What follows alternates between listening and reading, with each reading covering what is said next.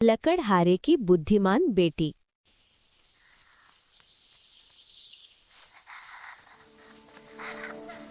प्यारे बच्चों, आज की कहानी है एक बहुत ही अच्छी दीदी जिनका नाम था माला। वो बहुत बुद्धिमान और समझदार थीं। अपनी बुद्धिमानी से उन्होंने जंगल के राजा शेर को भी सबक सिखा दिया। चलो सुनते हैं ये रोचक कहानी, लकड़हारे की बुद्धिमान बेटी माला और जंगल के राजा शेर की।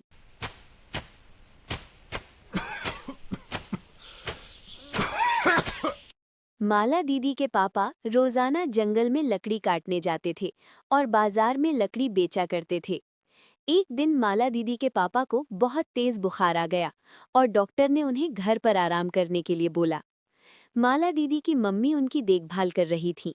इस वजह से माला दीदी बोली, माँ, मैं जानती हूँ पापा की दवाई के लिए पैसों की जरूरत है, इसलिए मैं सोच रही हूँ कि अब से जंगल में लकड़ी काटने मैं खुद जाया करूँ। पर बेटा तुम अकेली जंगल में जाओगी, वहाँ पर बड़े बड़े जंगली जानवर खुले में घूमते हैं, कहीं कुछ मुसीबत ना आ जाए। माँ, फिक्र मत करो, मुझे कुछ नहीं होगा। मैं ध्यान से लकड़ी काटूंगी और ज्यादा जंगल के अंदर नहीं जाऊंगी। बस जंगल के किनारे से ही पेड़ों से सूखी लकड़ी तोड़ लूंगी। माला बिटिया, मेरी तबीयत की वजह से तुम सबको कितनी परेशानी हो रही है।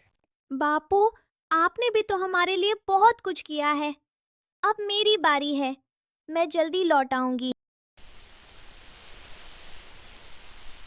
अपने माता पिता को दिलासा देकर बहादुर माला दीदी जंगल में लकड़ी काटने के लिए चली जाती हैं।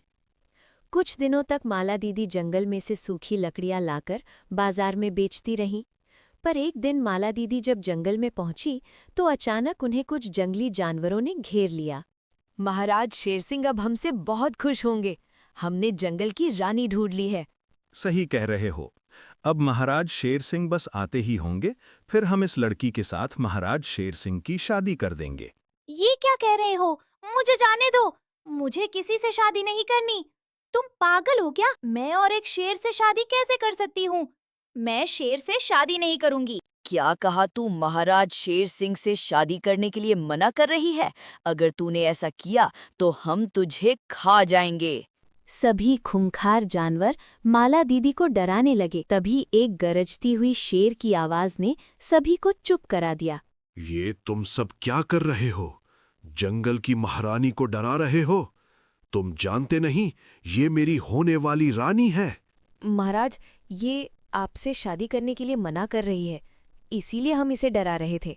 अरे डरने से काम नहीं बनेगा। शादी तो ये मेरे से जरूर करेगी, क्योंकि मैं इसे बहुत पसंद करता हूँ। पिछले कई दिनों से मैं इस पर नजर रखा था।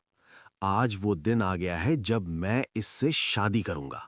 माला दीदी जान गई थी कि वो किसी बड़ी परेशानी में फंस गई हैं। उन्होंने बिना घबराए दिमाग से काम लिया।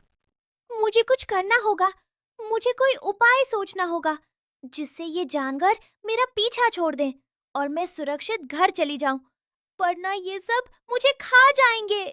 क्या हुआ महारानी, तुम किस सोच में पड़ गई हो? महाराज शेर सिंह, आप जंगल के राजा हैं। आपकी रानी बनना मेरे लिए बहुत गर्व की बात है।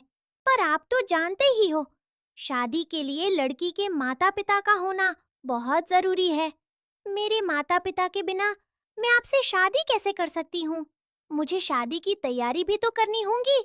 मुझे दुल्हन का लहंगा भी खरीदना है और तरह तरह की खरीदारी भी करनी है। उसके बिना तो शादी हो ही नहीं सकती। आप दूल्हा बनोगे, मैं दुल्हन बनूंगी, तभी तो हमारी मंडप में शादी होगी। आप खुद सोचो, आप दुल्हा बनकर कितने अच्छे लगोगे। मुझे लेने के लिए आओगे? मैं चाहती हूँ मेरा दुल्हा सबसे सुंदर लगे, इसलिए अच्छे से तैयार होकर आना। माला दीदी के मुंह से अपनी तारीफ सुनकर शेर सिंह मन ही मन बहुत खुश हुआ। ठीक है महारानी, मैं आपको कल लेने आऊंगा। आप तैयार होके रहना, फिर हम शादी करेंगे। माला दीदी ने इस समय तो अपनी जान बचा ली और घर जाकर सारी बात अपने माता पिता को भी बताई। पर सब इस चिंता में थे कि कैसे उस शेर और बाकी सभी जानवरों से बचा जाए। मुझे तो कुछ समझ नहीं आ रहा माला बिटिया, तू कैसे उस शेर और बाकी जानवरों से बचेगी? माला बिटिया, मेरी वजह से तू फंस गई। ना मैं बीमार होता और ना तुझे जंगल जाने की जरूरत पड़ती। माँ बापू, आप चिंता मत करो, मैं कोई ना कोई तरकीब निकाल लूंगी। मैं कुछ सोचती हूँ। माला दीदी सोचने लगी। तभी उनके दिमाग में एक आइडिया आया। मिल गया आइडिया माँ बापू, इधर कान लाओ, मैं आपको सब समझाती हूँ।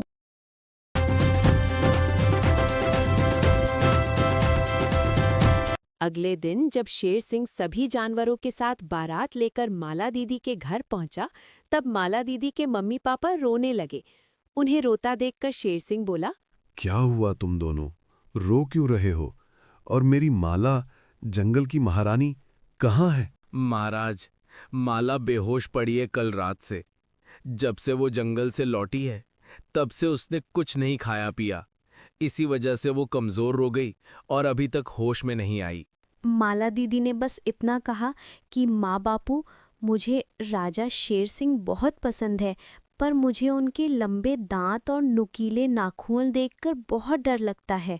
क्या माला को मेरे लंबे दांत और नुकीले नाखून देखकर डर लगता है? तो मैं अपने दांत और नुकीले नाखून तोड़ दूंगा, फिर तो माला मेरे से शादी करेगी ना? माला दीदी बेहोशी का नाटक कर रही थी। उन्होंने अपनी आंखें खोली और धीरे से बोली, हाँ, अगर राजा शेर सिंह अपने लंबे दांत और नुकीले नाखून तोड़ देंगे तो मैं उनसे शादी कर लूंगी। महाराज, मुझे लगता है ये सब इनकी चाल है। अगर आपके दांत और नाखून टूट गए, फिर तो आप किसी काम के नहीं रह जाओगे। जंगल का राजा मैं हूं, तुम चुप करो। मुझे अपने नुकीले दांत और लंबे नाखून तोड़ने हैं। मुझे माला से शादी करनी है और उसे जंगल की रानी बनाना है। माला दीदी मन ही मन मुस्कुराने लगी और बोली, महाराज शेर सिंह, आप तो अपने नुकीले दांत और नाखून तोड़ दोगे, पर इन जानवरों का क्या? मुझे तो इनसे भी डर लग रहा है। आप इन्हें भी बोलो कि ये अपने दांत और नाखून तोड़ दें। अरे भाइयों, चलो वापस जंगल चलो। लगता है मुसीबत हम पर भी आने वाली है। भागो यहाँ से। राजा शेर सिंह तो पागल हो गया है। हमें नहीं तुड़वाने अपने दांत और नाखून। हम जंगल वापस जा रहे हैं।